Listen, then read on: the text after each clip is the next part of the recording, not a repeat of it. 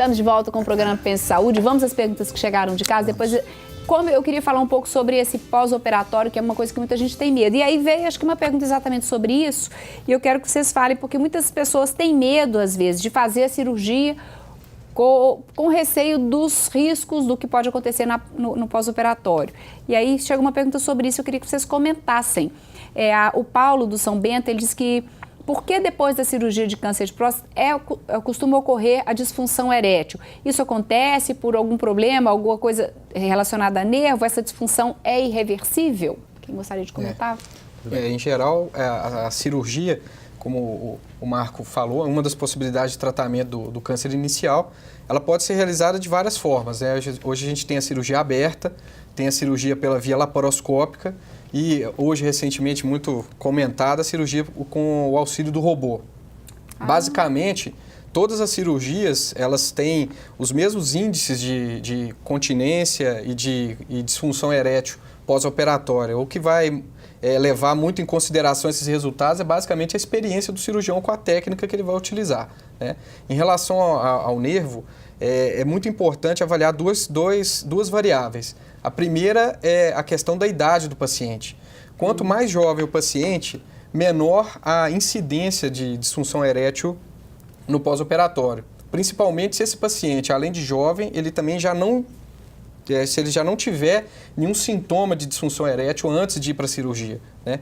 Além disso, quando a gente tem um câncer inicial, é possível realizar a cirurgia com a preservação do feixe vasculonervoso, que é um nervo que corre bem próximo à próstata e que é responsável pela inervação do pênis, que é essencial para que aconteça a ereção. Ou seja, o tamanho do câncer que foi diagnosticado também nesse Exato. ponto aí tem uma extremamente importante isso. Então, né? quanto mais precoce, ou seja, se o tumor não é tocável, não é palpável e foi diagnosticado na fase inicial, é possível a gente fazer uma preservação mais completa dessa inervação. E com isso a gente aumenta as chances do paciente recuperar bem no pós-operatório. Tá certo.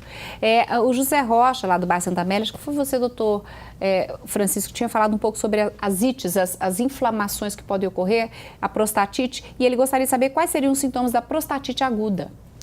Então, a prostatite é uma infecção, um processo inflamatório da próstata, em que o mais comum é ter desconfortos para urinar, ardor para urinar, queimação no canal da urina, desconforto no períneo, que no homem é a região compreendida entre a bolsa escrotal e o ânus, e febre. A prostatite aguda, ela habitualmente cursa com esses sintomas e o que chama atenção é a febre alta. Certo. O José, do bairro Santa Teresa, tem 53 anos, pensou fazer o exame de toque retal, porém acho que uma médica disse que não há necessidade, pois o PSA dele está muito bom. Gostaria de saber a opinião de vocês. Isso a gente comentou anteriormente. Independente do valor do PSA, o toque ele é importante.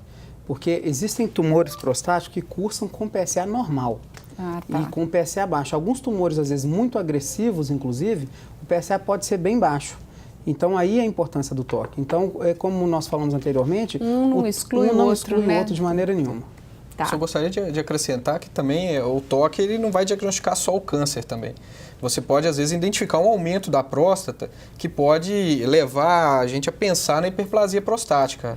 E, às vezes, o paciente ele tem dificuldade para urinar, tem sintomas urinários, mas acha que aquilo é normal. E isso, às vezes, pode motivar o urologista a procurar o diagnóstico através de ultrassom e perguntar mais sobre os sintomas e, às vezes, iniciar um tratamento para uma outra patologia, como a hiperplasia. E até chegou a pergunta aqui do Márcio, do Anchieta, que quer saber qual que é o tratamento para o crescimento, por essa hiperplasia benigna da próstata.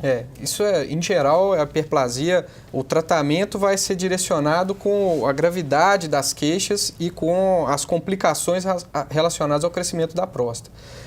Queixas iniciais, queixas leves, urinárias, em geral, o paciente vai poder ser tratado com medicamentos. Em geral, a gente usa um medicamento ou a combinação de dois medicamentos. Um para relaxar a urina e outro, em geral, para reduzir o volume da próstata.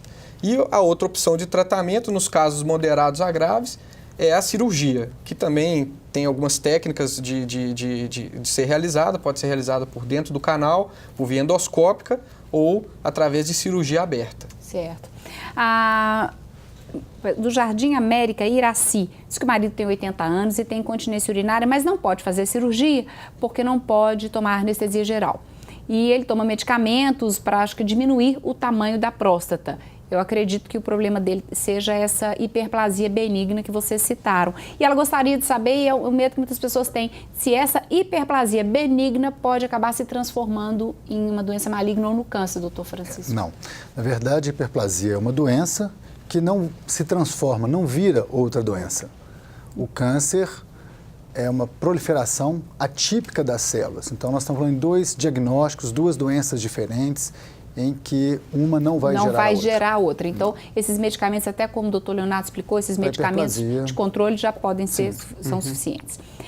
A Cleusa, ela diz o seguinte, o pai e o tio tiveram câncer de próstata por volta de 70 anos de idade. O irmão teve câncer no mediastino, com 19 anos de idade, mas ficou curado desse câncer.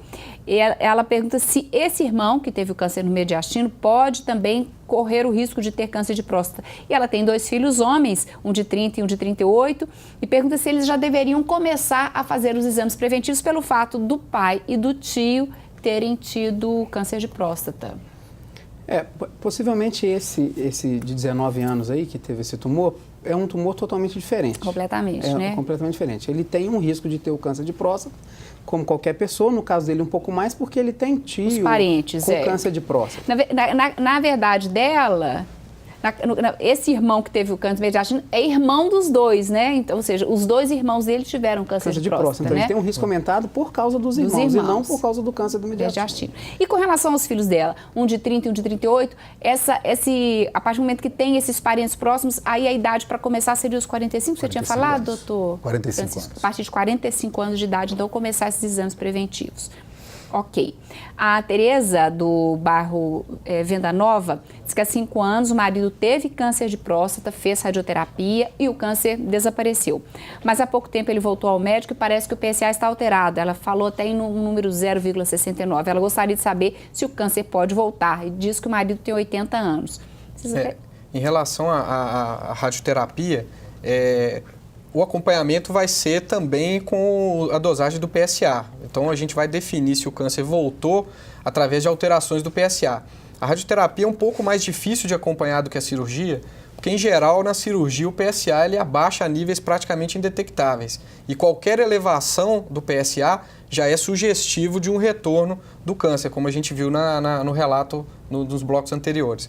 Já na radioterapia, a próstata ela não é removida, então o PSA continua sendo produzido.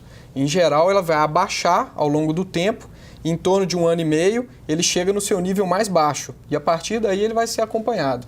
E então, elevações consecutivas após esse nível mais baixo, né, vão sugerir que o câncer pode estar voltando. Entendo. E aí, nessa situação, tem que ser avaliado para ver se tem algum outro tratamento. E aquilo que você falou, não é avaliar um exame sozinho, Exato. é comparar com os anteriores e ver como e com que velocidade, né? Isso vem subindo. Por e-mail, chegou, a gente já tinha respondido, mas ele não devia estar vendo na hora, o Amauri perguntando com qual periodicidade esse exame deve ser feito. Vamos repetir para ele, porque ele não deve ter ouvido. Isso. Então, quando tem histórico familiar, a partir de 45 anos, quando não tem histórico familiar, 50 anos, e o ideal, com mensagem, é que seja um controle anual. Anual. E chegou uma mensagem para você, doutor Francisco, do Galdino Santiago. Ele dá parabéns para o programa, diz que está muito esclarecedor e diz que fizemos uma cirurgia eletiva com excelentes resultados. Parabéns pela competência do doutor Francisco. Muito obrigado, Claudina. Bom, o Raimundo, do bairro Nova Sintra, ele diz o seguinte, tem 57 anos e fez tratamento para a próstata, mas há pouco tempo ele fez exame e parece que não tem nada, no entanto, ele continuou tomando medicamento, parece para urina, não sei se incontinência urinária. E ele disse que o PSA dele está muito alto, ele gostaria de comentários. Pelo que ele falou aqui, acho que esse número que ele falou, o Raimundo, se você quiser até ligar de novo, não sei, ficou muito alterado, porque ele falou acima de 5 muito, enfim. Ele gostaria de comentários, porque esse PSA dele muito alterado. difícil analisar por esses dados aí, mas aparentemente parece que ele estava tendo uma hiperplasia benigna da próstata, estava sendo tratada. Ah, certo. Agora, se o PSA dele está elevado, está muito elevado, ele é um candidato, ele tem 57 anos. Então ele é jovem. Então, com o PSA elevado, ele é um candidato a fazer talvez uma avaliação mais detalhada, uma biópsia de próstata, ultrassom, além do PSA, continuar. Vocês até falaram isso, a partir do momento que fez um exame, deu alterado, vamos continuar então investigando, lógico, não é isso? Uhum. Próximo passo. A Lúcia do Barcel Azul diz que o marido tirou a próstata há 3 anos e esse ano o PSA dele voltou a subir, ele agora está tomando medicamentos, parece injeções e tal. Ela gostaria de saber isso, por que isso está acontecendo, ou seja, é um controle novamente desse câncer que ele teve? O importante é exatamente reforçar isso. Sempre que existe, às vezes, alterações do PSA após o tratamento, o urologista ele deve ser consultado para avaliar, porque dependendo das variações do PSA, alguns tratamentos vão ter que ser instituídos. Essas injeções, em geral, são utilizadas quando nesse existe sentido. Essa alteração novamente. Quando existe essa alteração. Então, para controlar, né? Nosso tempo acabou? Acabou. Mas não deu para a gente responder todo mundo. E a dúvida maior que vocês falaram, que é das pessoas, que é o medo dessa cirurgia.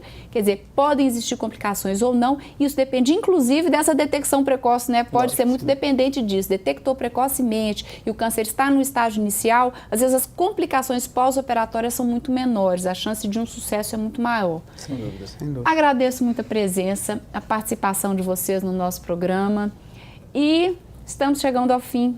Mas você pode rever esse nosso programa terça-feira, às 5 da tarde e sexta-feira ao meio-dia e também no nosso site a qualquer momento, tvhorizonte.com.br. Obrigada pela sua companhia.